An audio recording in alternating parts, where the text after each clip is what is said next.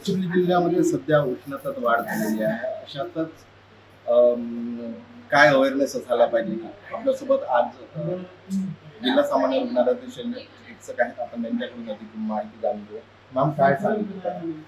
गडचिरोली जिल्ह्याचं तापमान ह्या वेळेस 40 ते 44 आणि 45 पर्यंत वाढले आहे. तापमान खूप जास्त आहे. या तापमानामध्ये सर्वसाधारण सर्वांना जर उन्हात गेले तर काही लक्षणं दिसू शकतात. लक्षणं अशा प्रकारची आहेत की त्यांना चक्कर येणे, अशुद्ध पडणे, उलटी मळमळ होणे आणि ह्या सगळ्या गोष्टी होत असताना त्या पेशंटने हे बघावं की आपण उन्हापासून स्वतःचं संरक्षण कसं करावं. यामध्ये त्यांनी स्वतः आपल्या डोक्यावरती पांढरा पट्टा टाकावा.